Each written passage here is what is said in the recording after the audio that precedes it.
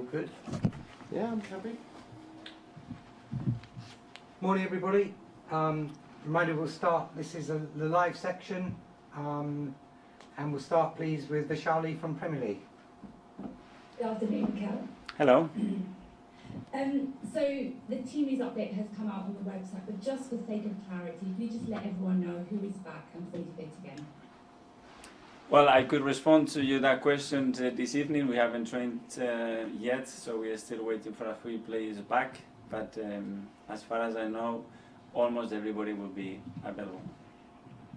Can you give an update on Said Kolasinac? I know you said he will be coming back, but he was on the receiving end of quite a bad tackle in the international break. Is he okay for this game against Norwich? Again, we will assess him this afternoon and see how he is, whether he's fit or not. He's one of the doubts that we have. And how about Granit Xhaka? I know he contracted COVID-19. How is he doing? He's doing well. He's still in his country. He needs to stay there till Saturday, I believe. So as soon as they can release him and he's okay to travel, he will be here with us. And during the international break, Eddie gave an interview in which he said that he's really looking forward to seeing all of the players, all the players who signed and everyone who's been out obviously with injury back in the team. How confident are you that when you do have a fully fit squad available again, that fans will see an upturn in results and performances? Well, I'm really looking forward to have everybody available and try to start the season the way we want. We don't want to use any excuses. We know how difficult the start was with injuries, with a lot of COVID issues that we had and extremely difficult games that we have to play. We have to reset now. We need to start, hopefully get everybody back on track and start to win football games, which is what we have to do. And of course, next up is Norwich at home. Does it feel like a must-win game? It always is our Arsenal, and the pressure is always there to be as high as possible on that league table. We need the first win. We're going to play in front of our fans after a disappointing start, so it's down to us to provide everything we have, performance-wise, to end the result that we want at the end. And they signed quite a few players in the summer. What have you made of the team that they've assembled? Well, first of all, what they've been doing over the years, how consistent they've been with the manager, with the style of play, and they've been up and down, but they haven't changed much. And it's a team that is a joy to watch, the way they want to play, the risks that they take, how attacking they are. I don't know what they would do against us, but so far what I've seen, even against top sides, it's been good, even though results haven't been good. And how important is a good performance from Arsenal this weekend as much as the result? I just want to focus on that because the performance will bring to the result. Everybody's going to talk about winning.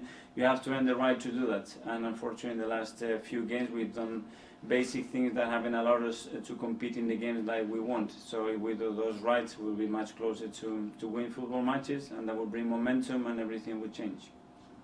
Okay, thanks, Mikel. Thank you. Thanks, Vishali. Jeremy from Sky. Yeah, hi Mikel, good to speak to you again. The club is saying that Partey, Nketiah, Gabriel and White are all available, so in some ways it was a good international break, wasn't it, to regroup and get some players back? Yes, I think we needed some break to try to get them back from different reasons. They've been missing long periods, and hopefully by Saturday we'll have a different team. Eddie was speaking about the transfer policy over the break. Obviously you were the highest spenders in the window. Edu's been defending the policy of buying players who are under 23. Does that really help you though right now, right here? You know, you've got players who are bought for the future essentially. Yes, I think we have tried to explain the project and the decisions that have been made over the last few months and the transfer window, the amount of changes that happened in 2 years. I think is almost 30 players. And Edu explained it like I tried to explain it. We have all participated trying to create and build this project, obviously led by the owners and all the hierarchy at the football club. So it's a project that we believed in, that we have to assemble because it was the option that we believe it was the best for the future of the football club. And we all take responsibility, and because we all been involved in the decision. And now we have to make it work. The complexity in football is that you want to build a medium, long-term project with immediate results, and we have to embrace that because it's not any other way in football. And you're gonna have to ask results, and we are ready to do that. Obviously, Ainsley Maitland-Niles wanted to go before the deadline, but you wouldn't let him go. How has he reacted to that, and what kind of promise can you give him about first-team football now?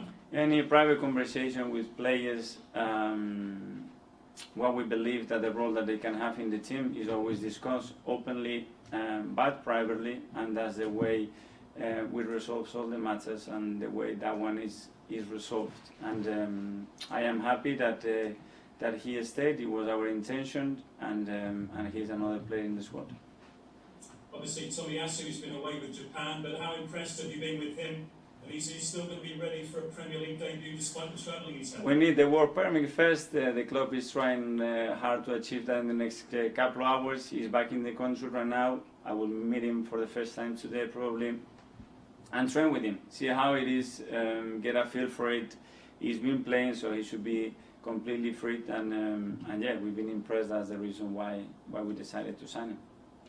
You mentioned Granit Xhaka there. Obviously, the Swiss were telling us he had a positive COVID test, and Jose Mourinho is saying, well, you should go and get jabs.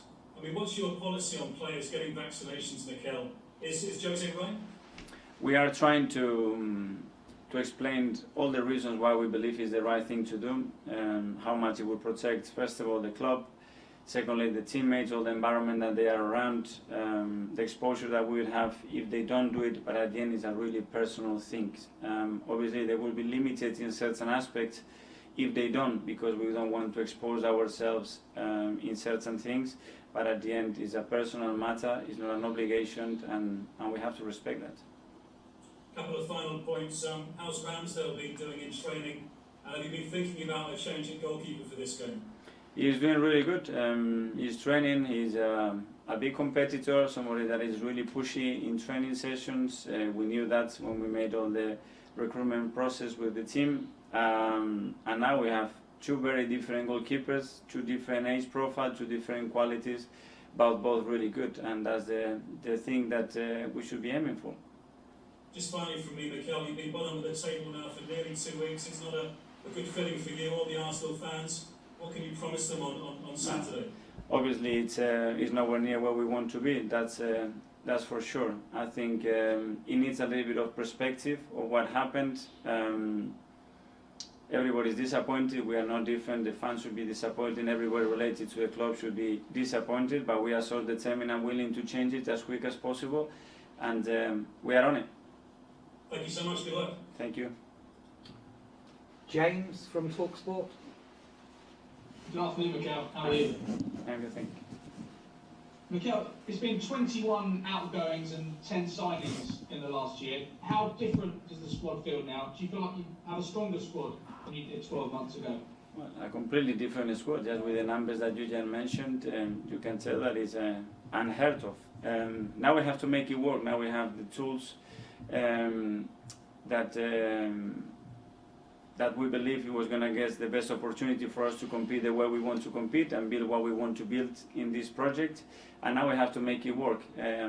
We have to glide it together. We need to create relationships, chemistry, understanding. They have to adapt, and we have to do that really quickly. You've been forced to use a number of different options at right back already this season. What makes you feel that Tomiyasu is the right fit? Well, Tommy, first of all, because he's got the capacity to play in any position in the back four. He's done it in all across the back four and the back three as well.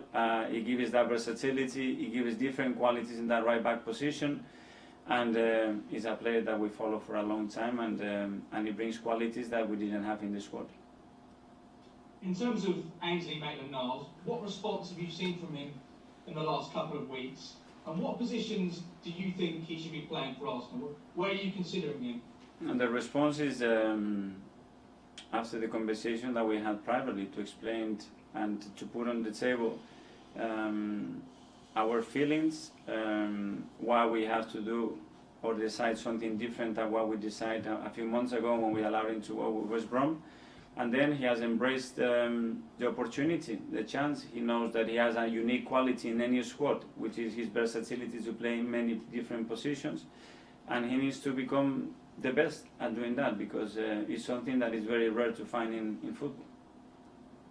Edu spoke earlier this week and he said that let's judge the team when you can put out the team you want to. Do you feel like you are close now to being able to field your preferred 11 or at least preferred squad?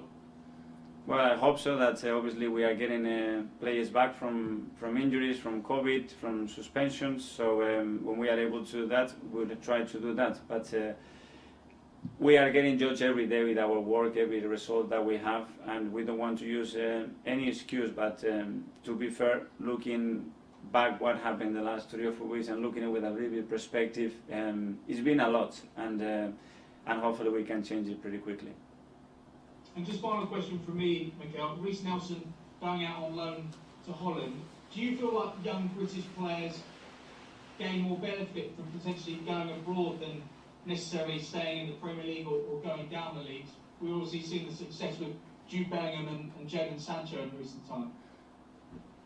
That's what we are hoping for, and I think it's a club that is going to suit him really good, a manager that really rates him and believe that his qualities can fit in the model that he wants. He's going to have the time to play, and it's been a difficult year for him. He has an enormous quality, and he needs to show it. He's got at the right age right now to prove that that he can do it, and we wish him all the best. Thanks, Mikel. Thank you. George from the BBC. Thanks, Mark. Mikel, hello. Hi. Hello. Since you've been at Arsenal, your team goes on good runs and then you have consecutive defeats. I mean, where's the real Arsenal and how are you going to move it so that you go on these good runs constantly?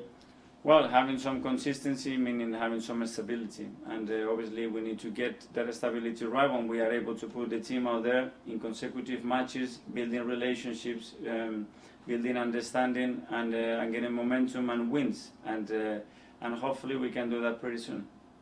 So you've got all these new players and it's clear you've got this project and a new direction. You know, a lot of fans are still disappointed with the start to the season. Is it a case now of there's no excuses, you've got to rise up the table?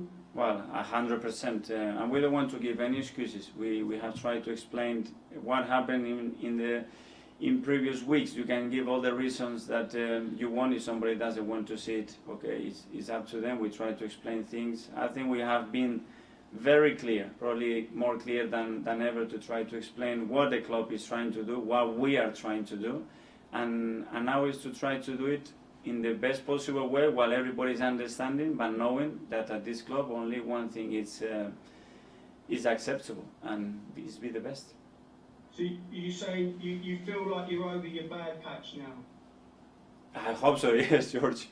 100%. Yeah, I see the future with a lot of positivity. Good.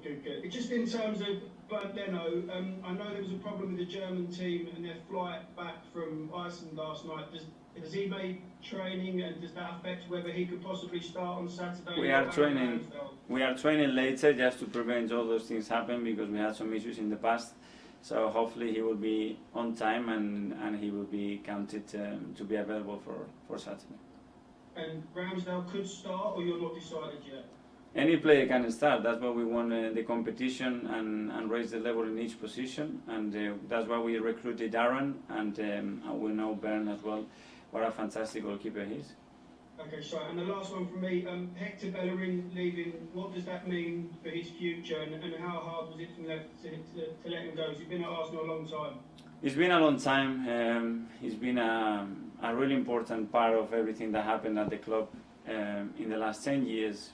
He's an exceptional player, but an incredible person that he will be missed. To find somebody like Hector is not easy. He's been raised here with us and is loved by everybody at the football club. I have to say goodbye with sadness, but at the same time I had to understand his position. He needed a new challenge. He's been needing for a new challenge for a while right now. So after discussing it for a long time, we had decided to let it go, because we believed it was the right thing for him as well. Thank you. Nick from Haters. Hi there, Mikel. Good to see you again. Hi. Just looking at your selection options, you've got Ben White and Gabriel fit together for the first time. Are they your ideal first choice central defensive pairing now? They are one of the options. Obviously, they've both been signed since I've been here, because they have the profile and the qualities that we are looking for. And now they have to establish a relationship, that cohesion in the backline, that it's really important. They have never played together yet, but they will do. So they can only do that by playing together, can't they? You have to get That's the only option. Train a lot together and play a lot together. And similarly, in midfield with Thomas Partey back again, is his partnership with Conga something we could be seeing? Is that an ideal midfield partnership, the reason you signed those players? Depending on who do we have available and the formation that we're going to use, if we're going to play with two holders, with one holder, we would have some options there as well with the arrival of Martin, having Emil as well, he can play in those pockets. It will depend. Talking about Emil, he came home from the under-21s because he was unwell. How's he? Yeah, his current illness has not been feeling good. He could not stay there, and the England national team was really positive about letting him go because everybody could see he wasn't available. So let's see how he is in the next couple of days. Just another couple of players. Flo Balogun, he started the first game on the bench for the second, but we haven't seen him in the squad for the last couple of games. How's he coming on? Well, he made his debut against Brentford, and he played the following game against Chelsea as well. So it's been a big step for him in the last few months. He's done all the pre-season with us, so he's already done a lot in few months. So he's quite ready to be involved regularly then? Well, he's another player in the squad that has to fight for his place and show that he's available to do that. Okay, finally, just can you give us a quick one on Jack Wilshere, who's been training out in Italy, unable to get a club? What's your thoughts on his situation, and would there ever be a chance of him training with you guys again? Sorry, can you repeat the question, Nick? I was talking about Jack Wilshere. Jack Wilshere, yeah. He's unable to get a club, he's training out in Italy. Just your thoughts on his situation. Against Would there ever be a scenario where he was training with Arsenal again? someone that I know, that I share dressing room, someone that's so loved around the club with every person here, and our doors are always open. Okay, good stuff. Good luck with that, sir. Cheers. Thank you. Thanks, Nick. We'll come to Simon at the Standard. This section, deadline at 12 noon tomorrow, Friday. Hi, Mikel. Hi.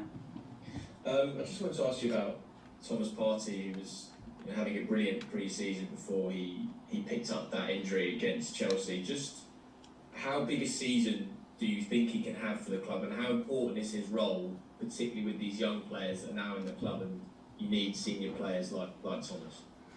Yeah, he's been missed for the last year or so because he missed almost 6 months of competition last year, which is a lot because he came very late as well in the transfer window. It's a player that he has to be one of the leaders. He has to be the boss in midfield and one of the senior players that has to carry responsibility out of the young players and lead. And we have been missing that big time. He's a player that has a winning culture because he has won a lot in the game already, and to have this kind of players in the team, it's extremely important. So he has a huge role to play in the team. And just one on the window itself. Last year you spoke about the issues of not getting players out the door and the problem that occurs in the dressing room when you don't get people who want to leave the club. Do you feel this time you've got all the outgoings you wanted and you've got a united dressing room after the transfer window shut? Yes, we have a really united dressing room, a really united group of staff and club, and it's now to start working all together with the difficult stuff we have, try to put that aside and just focus on what is coming next, which is Norwich, and that should be the only focus from now on. Thanks, Miguel. Thank you. And just come to the newspapers with a deadline of 10:30 tomorrow, Friday. Mark? Hi, Mikel. You were saying, we were talking about the numbers of players who've come in, the number of players who've gone out, and it has been an incredible turnaround in the last 2 or 3 years. Is it possible to really achieve anything when you're constantly changing the squad every sort of 6 months or a year? I think consistency is the hardest thing to achieve there, Mark, if you ask me the question. And I think it's been 29 changes on players only in the last 18 months. That's incredible. But hopefully now we can find some stability. It's a lot that had to be done, a lot of difficult decisions that have to be done, that they have been done. And we knew the consequences, not only internally, but around the environment, that the implication that those could have, but they were really necessary, and we believe that they were necessary, and they have been taken, and now we need some stability. We cannot continue to do that obviously, because then you don't get any stability, you don't get any momentum, any cohesion in the team. You have constantly players that have to adapt and evolve and understand a certain way of playing, of living, of getting involved around the club, and that's a big challenge. But hopefully now the majority is done. Is that when you sort of compare it to, say, Man City and Chelsea, where they basically just have to sign one player at a window? Is that the You cannot difference? compare. There are completely different projects. We could have taken a very different approach and just go in the casino and gamble big. But that's a big thing for the club that was going to put him in a live or die situation. And I think we all believe that it wasn't what we could do, and me being responsible in my area or decisions to make, I supported completely the strategy that the club wanted to implement, and there we go. Let's have a big go. It's been a lot of changes, and let's be positive and let's move forward. Are you happy with the balance of the squad? Because clearly when you arrived, the squad was quite unbalanced. Do you think now the squad is balanced? We are in a much better place. I'm really happy with what we are being able to do with the ideas that we had, and now it's about getting the maximum out of that team. As I said before, the complexity in this industry is medium-long projects with immediate results, and now is when we have to find the right trick in the car to make it go fast, as quick as possible, and don't break down. Just briefly, and you mentioned there about Thomas Partey, two of the players you signed to sort of be game changers for Partey and Gabriel.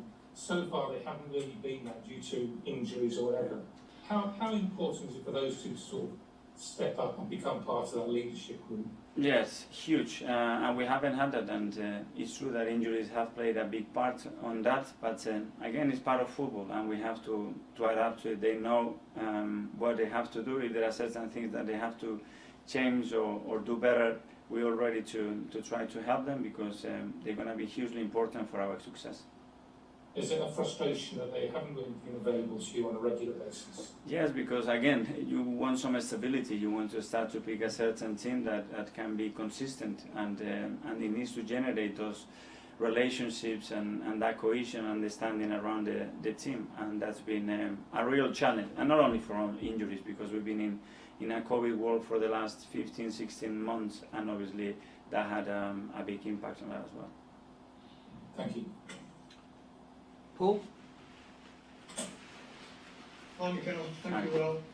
Well, we all make mistakes in life. I wondered what mistakes you think you might have made at Arsenal since you've been there, and looking back, is there anything you'd have done differently or that you've maybe really learned from since you've been here? Well, I looked at almost every decision that we made. Sometimes it's whether it was the right decision or not, sometimes whether the timing or not is different, sometimes if we could explain earlier what we were trying to do or not, but certainly I am the responsible one to make things work, and obviously we are not where we want to be, and that's my full responsibility, and it's no one else to blame. That's it.